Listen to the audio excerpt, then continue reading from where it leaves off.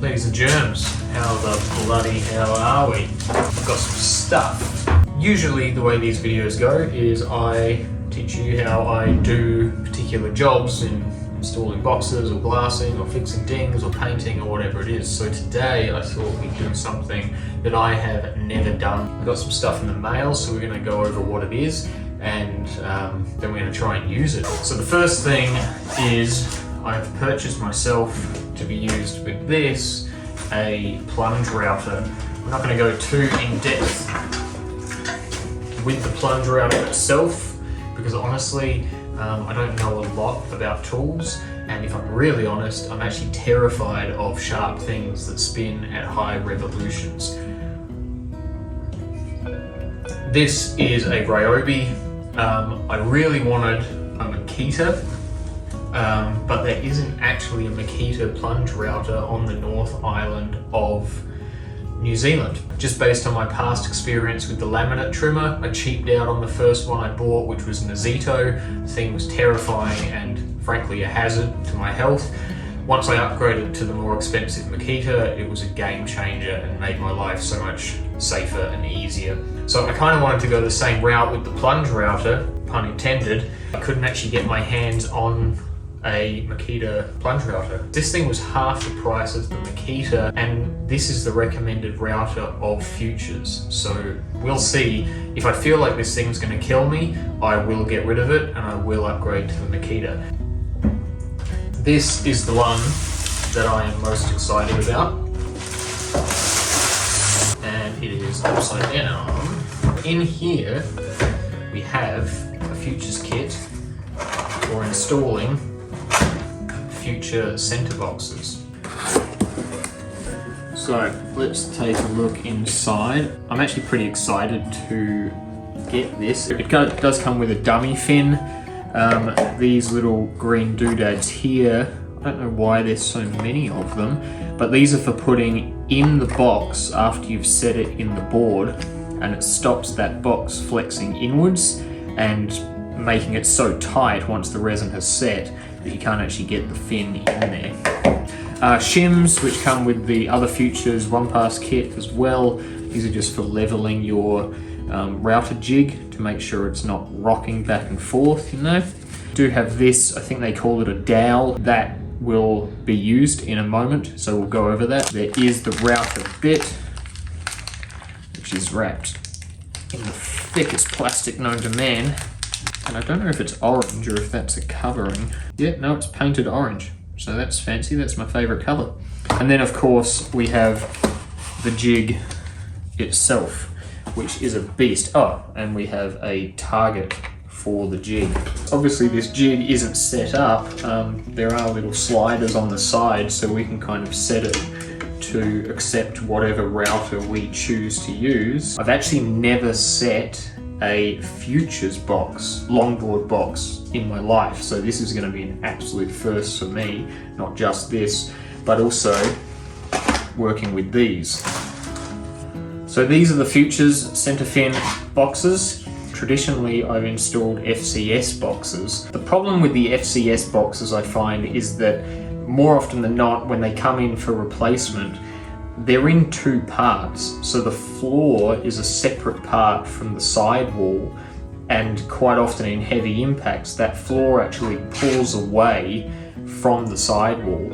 But these are CNC'd out of one solid piece of plastic. They're not cast in a mold and then glued together like the FCS ones. In theory they should be way stronger because they're just one piece of plastic. They do have the flange as well. Instead of the box butting up into the stringer like that, the stringer's sitting underneath the flange, so you're not going to get that risk of cracking around the ends of the box. And then the box also is rocketed. It's not dead flat, so that in theory will make it much easier to set in the board because it's going to accept the rocker of the board. We will find out today. So I should state that the boxes do not come with the installation kit. I bought these separately. You'll have to excuse the dog, he's scratching at the door. So the first thing we're going to do is put So the first thing we're going to do is put the bulk of this away, and we're going to set our jig so that it accepts our router. So let's get rid of all this. Not the beer, obviously. The cat can go. Our router isn't going to be tight in there at all. So we need to work out how to make it tight and centered. Now our target is much like the usual thruster box setup that comes with the one-pass system. This target has these little holes in it, and we're going to use them to set our router up in this jig. So you'll remember that we did get this dowel. This is metal. It's basically a 1/2 inch router bit, but it's completely blunt and rounded. And the idea behind this is it sits nicely inside these little holes.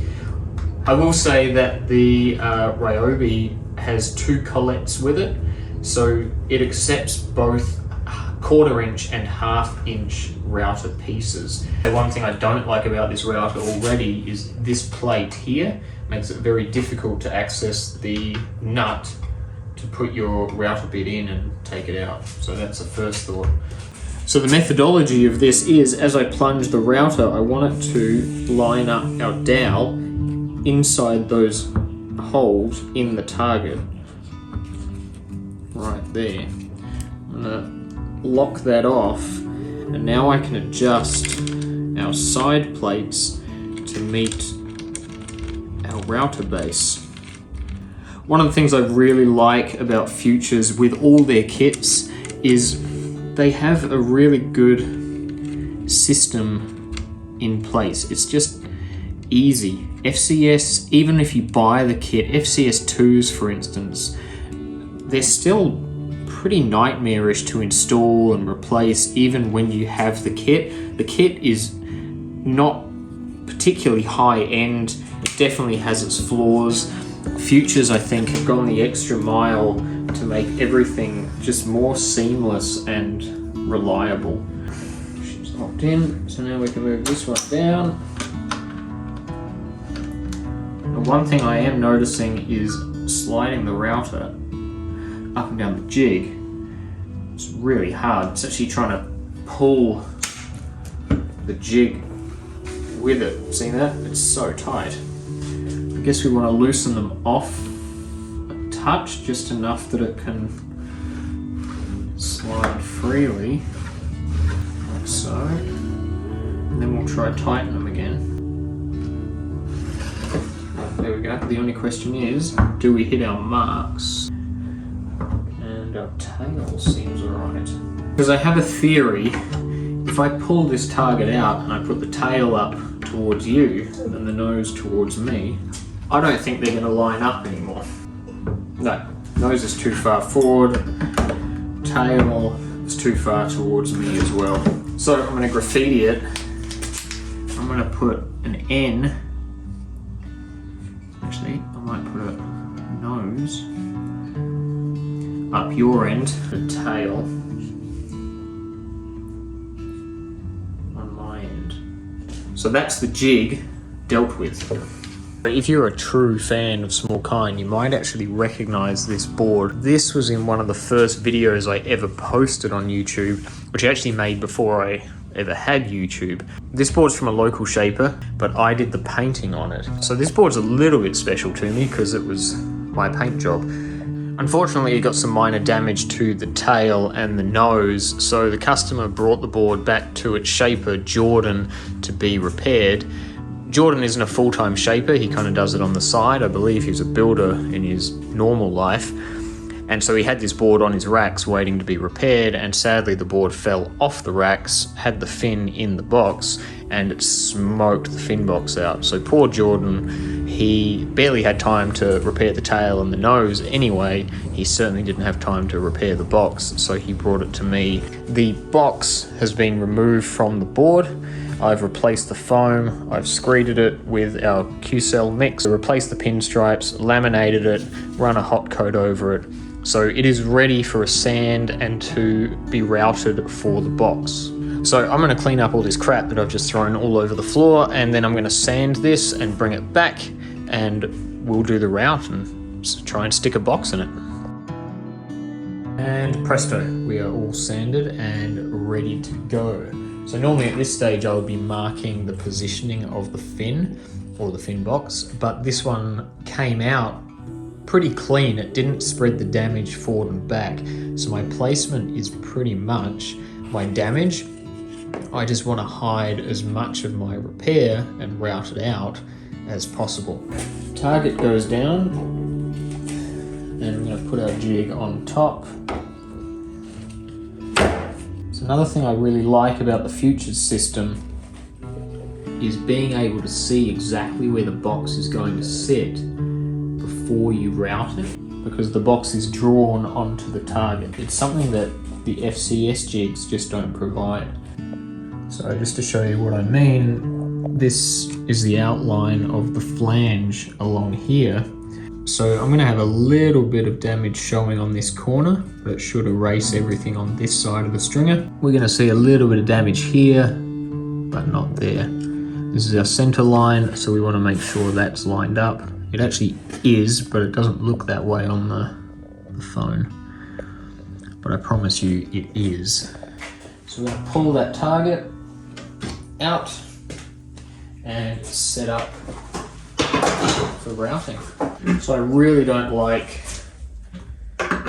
the access to this nut at all. God, it actually sucks. I'm not gonna lie, it sucks. The key thing that I'm not 100% of is the depth. So I'm basically just gonna keep taking layers off. I'm gonna do a really small pass first just to remove the glass from the top before I hit my foam.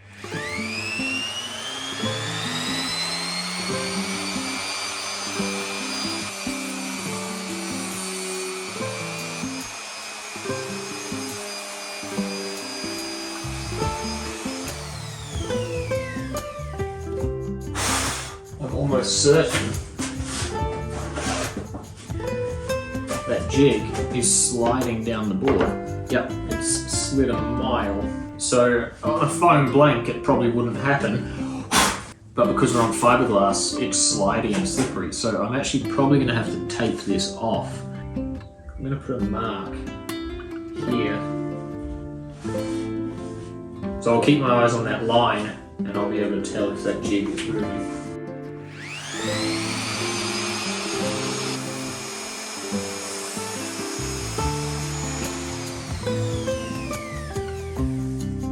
So our jig isn't moving, which is good. That line is still right where it was. This is pretty much our depth before the flange. So the next step is that flange on the cutting bit is going to start taking this glass away.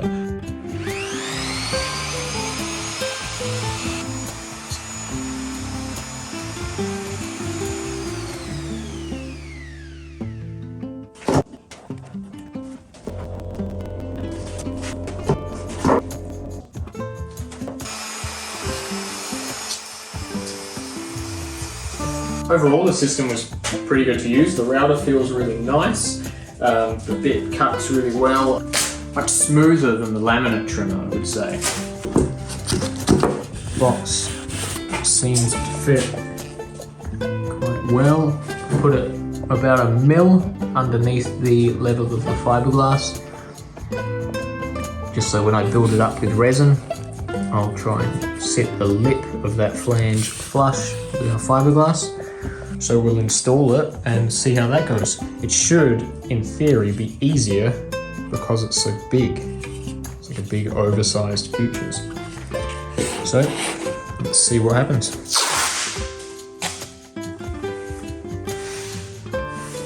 So while they did send me the dummy fin, of course, or included with the package, actually I'm not sure if I'm going to use it, because usually when I'm installing center boxes I use this, which is just an old crappy NSP. But because it's a crappy NSP fin, I was able to cut the top off it, which means I'm able to mask it down tight because it's got a flat surface to work. I don't know if I really want to cut the top off of this. The other thing is the base on this fin is quite short. The fin is quite small, so it doesn't take up a lot of the box when it's sitting in there. So no, I think what I'm going to do is stick with Old Faithful NSP. They make crappy products in general, but good for dummy fins. I think that's the way. It takes up enough room in the box that it's going to keep it open. I can mask it off. It fits. I think that's the ticket.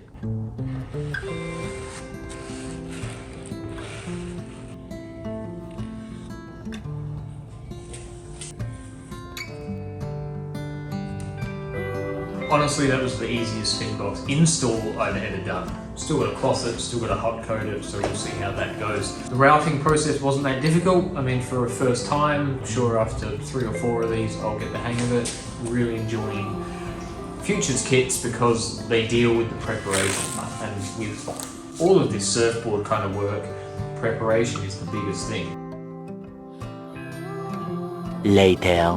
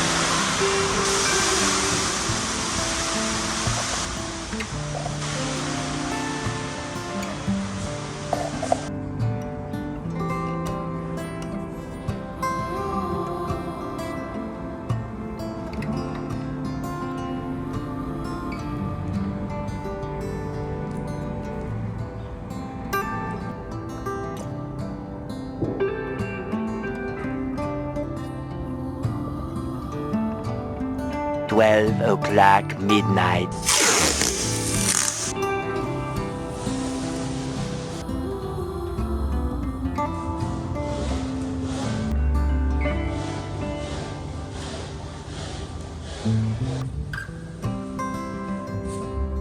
Day 2. I'm going to use some 80 grit just to buzz this top down, open it up, and then I'll change over to some 120, try and get it reasonably flat, and then we'll go 240, 320, and then wet sand, maybe up to 600.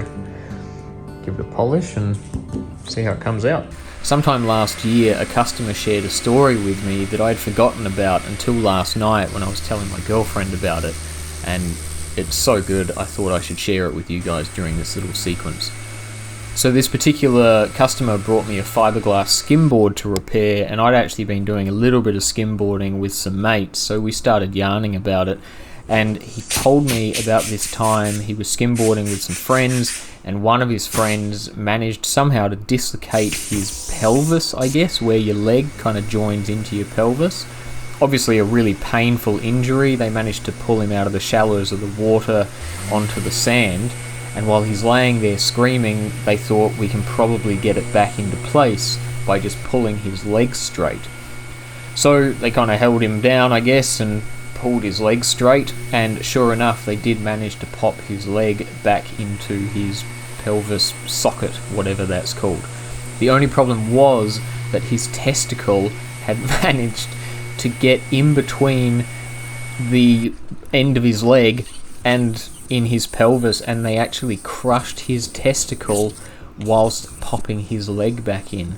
I don't mean to laugh, but it's just one of the most horrendous things I've ever heard in my life, and I never even considered it as being an option. So let that be a warning to all of you. If you or any of your friends ever dislocate your pelvis, just make sure if you're going to pop it back in to scoop your nuts over to one side and make sure they're well clear of where your leg's going back in.